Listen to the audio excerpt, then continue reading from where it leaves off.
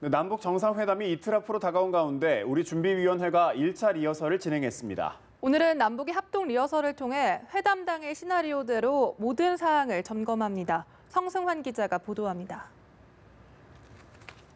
회담 장소인 판문점 남측 평화의 집에서 열린 1차 리허설에서 준비위원회는 회담 당일 전체 일정을 그대로 재현했습니다. 진행 순서와 회담장 내 가구 배치까지 정상회담과 관련된 모든 사항을 점검했습니다. 가장 관심을 모으는 건 전 세계에 생중계되는 당일 문재인 대통령과 김정은 위원장의 이동 동선과 첫 만남입니다. 일단 김 위원장은 북측 통일각이나 판문각까지는 전용 차량을 타고 올 것으로 보입니다. 이후 군사분계선을 넘어 남측 평화의 집까지는 걸어서 이동할 것이라는 관측이 나옵니다. 이 경우 문 대통령이 군사분계선에서 김 위원장을 맞이하며 역사적 첫 악수를 나누고 같이 회담장으로 걸어갈 것으로 점쳐집니다. 이어 자유의 집 마당에서 공식 환영식이 열리고 두 정상은 회담장으로 이동해 방명록 쌓인 정상회담 환영 만찬을 이어갑니다. 정상회담 준비위원장인 임종석 청와대 비서실장은 양 정상의 첫 만남부터 공식 환영식까지 생중계에 만전을 기할 것을 당부했습니다. 막바지 점검은 몇 차례 더 이뤄집니다. 수요일에는 당일 상황을 시간까지 똑같이 맞춰 북측 선발대와 합동으로 리허설을 진행합니다. 회담 하루 전인 목요일에는 남측만 최종 리허설을 통해 마지막 점검 작업을 벌입니다. 판문점 자유의 집과 메인 프레스센터가 설치될 일산 킨텍스에는 상황실이 문을 여는 등 본격적인 회담 모드에 들어갔습니다. 문재인 대통령은 회담 당일까지 공개 일정을 잡지 않았는데 회담 준비에 전념하기 위한 것으로 풀이됩니다. 연합뉴스TV 성수환입니다.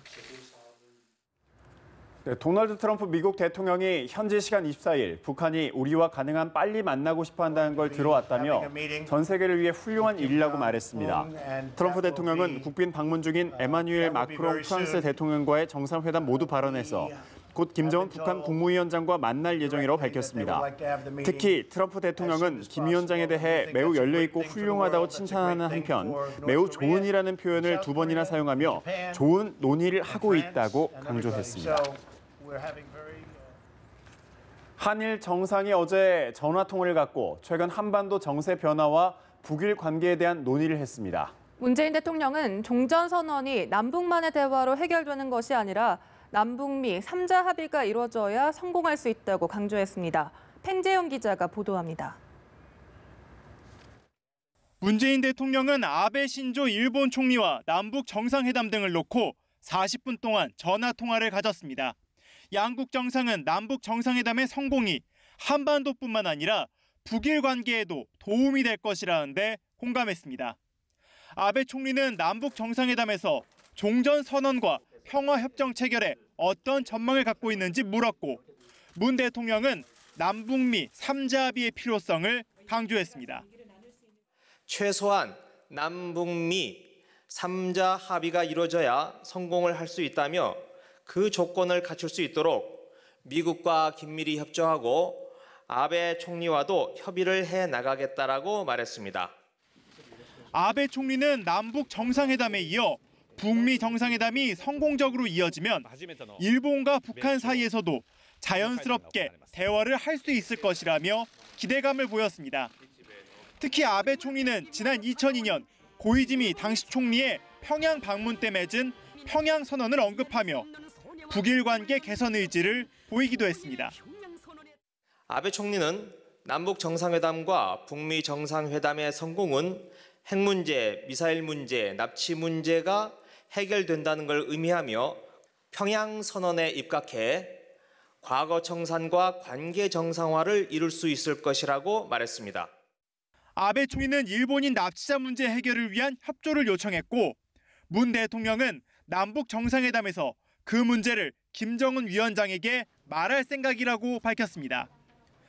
청와대는 문 대통령이 남북 정상회담을 마친 뒤 오는 27일 아베 총리에게 전화를 걸어 회담 결과를 설명할 예정이라고 말했습니다. 연합뉴스TV 팽재용입니다.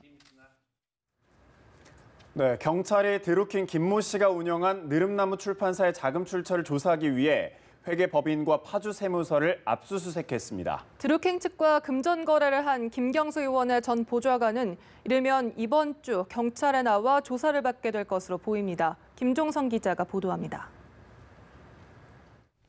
댓글 여론조작 사건을 수사 중인 경찰은 서울 강남의 회계법인, 경기 파주 세무서를 압수수색했습니다. 회계법인은 느릅나무 출판사의 세무 업무를 맡은 곳으로 경찰은 회계장부와 컴퓨터 저장 장치, 세무서 자료를 토대로 돈을 어떻게 확보했고 어디에 썼는지 살펴볼 계획입니다. 회계법인 압수수색 중 느릅나무 담당 회계사는 자신도 경제적 공진화 모임의 회원이라고 경찰에 밝혔습니다. 출판사의 회계를 맡은 김모 씨, 파로세는 경찰에 회계 자료를 매일 회계법인에 보낸 후 즉시 삭제했으며 드루킹이 이를 지시했다고 말했습니다. 경찰은 출판사의 수입이 많지 않았고 드루킹이 경공모에 돈을 끌어다 쓰기도 했다는 진술도 확보했습니다. 앞서 드루킹 일당의 계좌 추적을 벌인 경찰은 확보한 금융거래 내역도 면밀하게 들여다보겠다고 밝혔습니다. 아울러 경찰 관계자는 드루킹의 측근인 김모 씨로부터 500만 원을 받았다가 돌려준 김경수 의원실 한모 보좌관을 곧 소환할 예정이라고 밝혔습니다. 사건에 대한 집중도를 고려하면 소환 시기는 이번 주를 넘기지 않을 것이라는 전망이 나옵니다. 김 씨는 경찰의 개인 채무 관계라고 주장했지만 경찰은 드루킹 측이 협박 도구로 활용한 만큼 신빙성이 크지 않다고 보고 있습니다. 경찰은 돈의 성격과 전달 과정을 규명할 예정으로 이때 돈 전달 과정을 김 의원이 알았는지 개입한 다른 인물이 있는지도 조사 대상이 될 가능성이 제기됩니다. 연합뉴스TV 김종성입니다. 법원이 댓글 여론조작 혐의를 받는 드루킹 김모 씨에 대해 변호인을 제외한 외부인 접견 및 서신 교류 금지 처분을 내렸습니다. 서울중앙지방법원은 어제 검찰이 김 씨가 서신 등을 통해 증거인멸을 하려는 정황이 포착됐다며 낸 금지 청구를 받아들였습니다. 김 씨는 비공개로 전환했던 블로그 글 중 일부를 구속 이후 공개 모드로 전환했습니다. 구속 수감 중에는 블로그 이용이 어려운 만큼 일각에서는 측근을 접견해 활동 방향을 지시하고 있는 것이 아니냐는 의혹이 제기되고 있습니다. 최근 드루킹 파문 등 댓글 조작 논란으로 몸살을 앓고 있는 네이버가 1인당 작성 가능한 댓글 수를 줄이는 방향으로 우선 개편안을 내놓기로 했습니다. 네이버에 따르면 현행 24시간 기준으로 1인당 20개까지 뉴스 댓글을 작성할 수 있는 한도를 더 줄이는 내용을 골자로 하는 개편안을 오늘 발표합니다.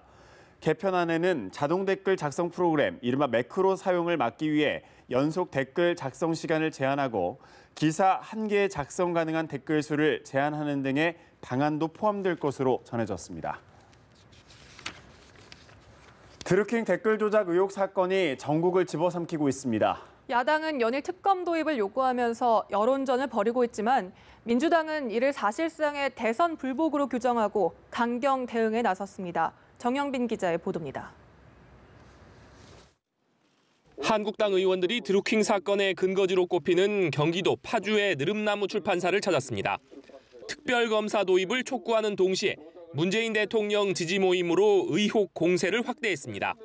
달빛 기사단 또한 드루킹과 마찬가지로 매크로 프로그램을 통한 여론 조작에 나섰는지도 명확히 확인해야 할 것입니다. 바른미래당도 민주당이 특검을 거부하는 것은 민주주의에 대한 불복이라면서 파상 공세를 이어갔습니다. 민주당은 남북정상회담으로 국면이 전환되기를 기다리며 오물쩍 넘길 일이 아니라는 것을 분명히 명심해야 합니다. 민주평화당 역시 민주당이 특검 수용에 전향적인 자세를 가져야 국회가 정상화될 것이라고 목소리를 높였습니다. 민주당은 야 3당의 특검 공조 움직임을 대선 불복으로 규정하고 반격에 나섰습니다. 한마디로 정권 교체를 불인정하고 대선 불복이 자유한국당 존재 목적이었던 셈입니다. 새로운 나라를 염원했던 국민들의 바람을 무참하게 짓밟은 특히 한국당이 특정 언론은 물론 경찰과도 모종의 커넥션을 갖고 드루킹 사건을 대선 불법 댓글 조작 사건으로 몰아가고 있다는 의혹을 제기했습니다. 정의당은 특검 도입 문제를 놓고 내부 격론을 벌인 끝에 경찰 수사를 지켜봐야 한다는 입장을 유지하기로 했습니다. 연합뉴스TV 정영빈입니다.